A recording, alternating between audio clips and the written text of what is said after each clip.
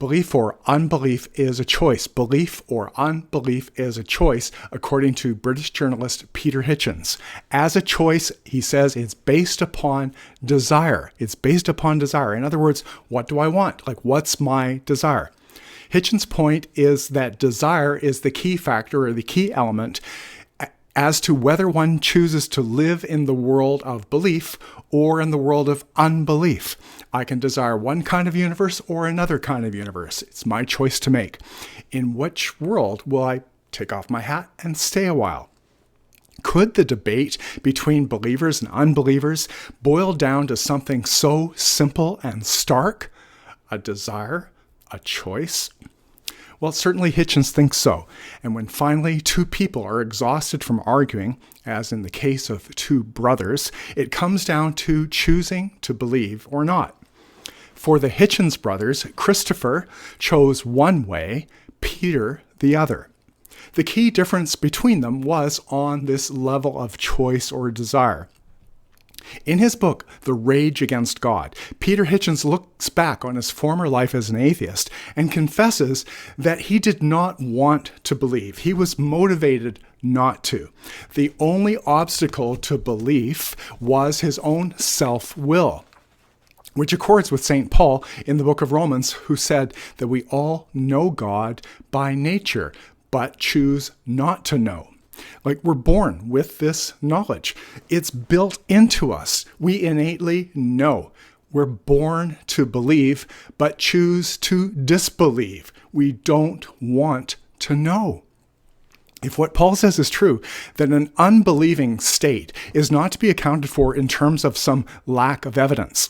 For as Paul is saying, the evidence is never what is missing. Paul's claim is, what can be known about God is plain. God is clearly seen. From which it follows, therefore, that people are, says Paul, without excuse. For although they knew God, they neither glorified him as God, nor gave thanks to him, but their thinking became futile, and their foolish hearts darkened. Claiming to be wise, they became fools. I've got a very clear memory of a little boy who, in a great state of wonder and joy, could not stop talking for 3 hours straight about the Bible stories that he'd heard at summer camp. In a car ride from Vancouver to Kamloops, British Columbia, he retold with verve the New Testament stories as if he had been there. There wasn't anything unnatural about it.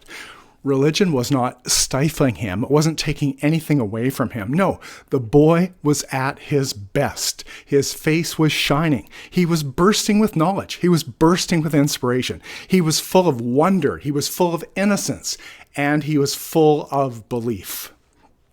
My wish for him is that one day he will be so fortunate as to see this level of inspiration in his own little boy or girl. Now, to lose this knowledge and the sense of wonder that it brings forth is no kind of attainment. It's no mark of sophistication to become cynical. It's rather a tragic loss. To lose touch with one's natural intuition for God is to lose what matters most. To recover it is everything. Now, this struggle as to whether to suppress our innate knowing, our natural knowing, or to affirm it, is played out, I think, in every generation, and it's played out in every heart.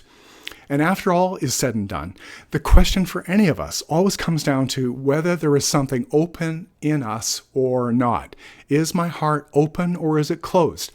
The intensity of one's openness is everything, which led the Scottish storyteller George MacDonald to write that openness to the divine is the supreme virtue. Right? Do I want to open myself to this truth or not? Will I allow the natural desire or yearning for transcendence to open in me, or will I prevent this knowledge from springing up? Will I hold it down, suppress it? Now, if the heart opens, if this miracle occurs and the heart opens, one enters the universe of belief. Well, what kind of universe is that?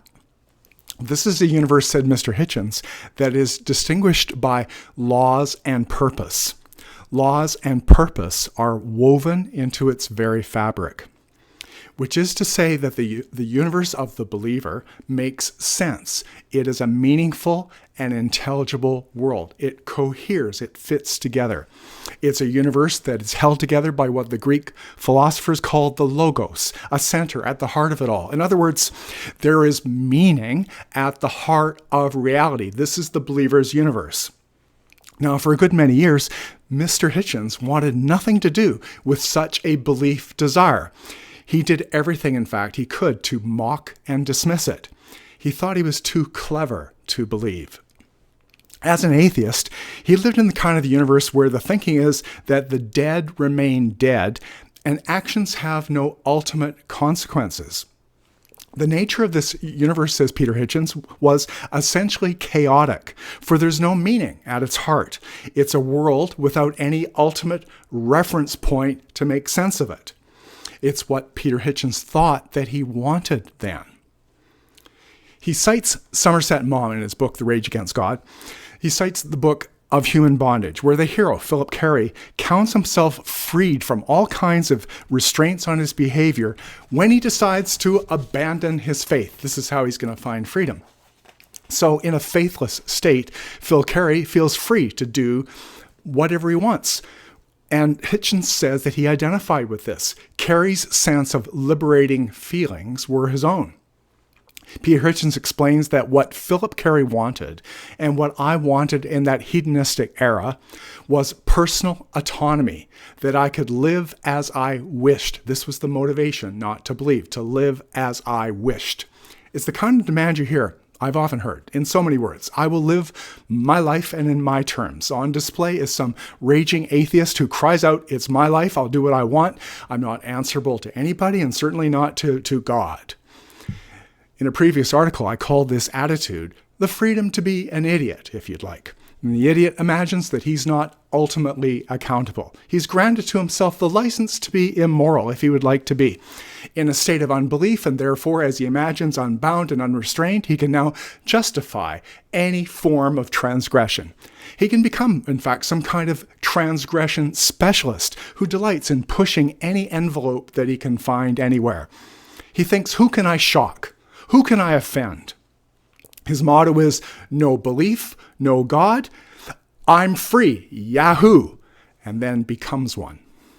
Indeed, his delight may be in casting off all restraints and to break all the rules, like the unhinged in downtown Vancouver several years ago, who smashed windows and turned over police cars after a loss in a hockey game. It's the 2011 Stanley Cup riots. Feeling free, one can unite with those profane forces that Roger Scruton says throw away all customs, intuitions, and achievements. I mean, you can align yourself with the company of those who wish to slash and burn because you're free. You can become a member of the desecration brigade. You can become a demolition technician. For what matters to such a one who thinks he's free is not some effort to uphold first principles and to go on an intense search for truth, beauty, and goodness. No, what matters to such a one is his sense of momentary exaltation as he tears something apart. So such a one may feel free to go on some kind of rampage, to riot if he feels like it. Like the students that Roger Scruton observed rioting in the streets in the Paris of the 1960s.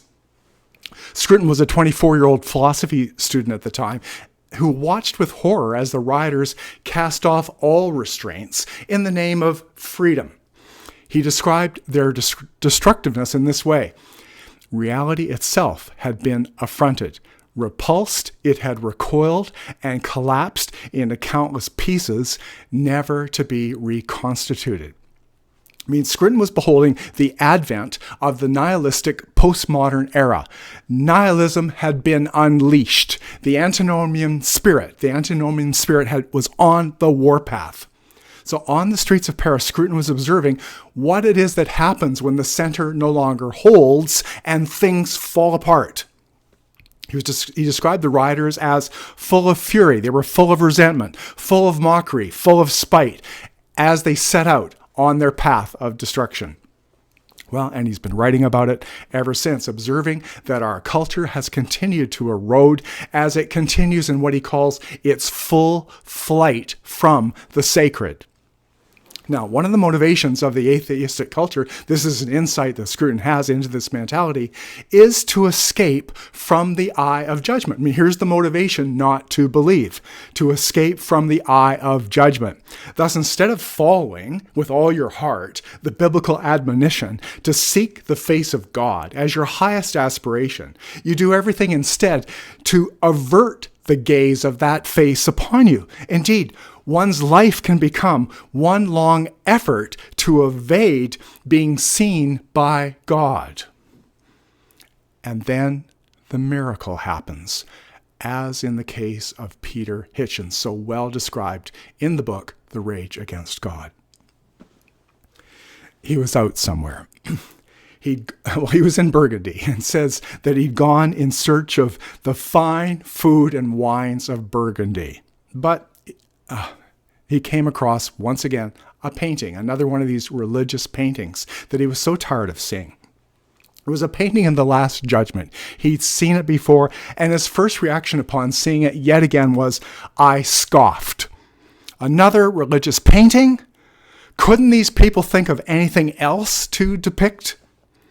Still scoffing, says Peter Hitchens, I peered at the naked figures fleeing toward the pit of hell.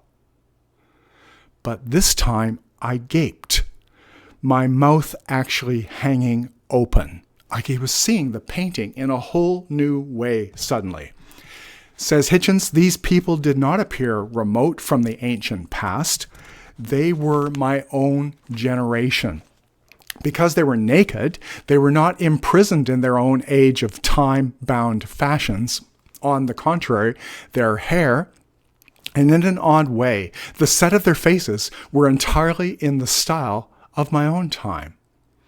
And then this insight, this recognition, they were me and the people I knew. They were me and the people I knew.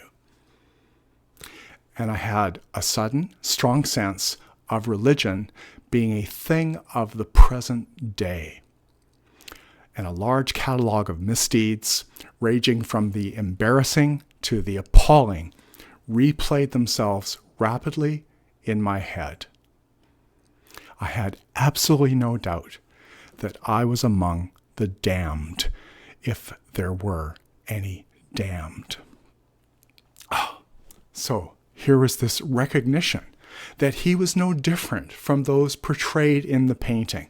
This jolted Peter Hitchens out of his world of unbelief, and he began to enter the world of belief. He began to want to know the experience of forgiveness. He began to want to know what the truth was. He began to want to know God. He began to want to know what's worth knowing more than anything else.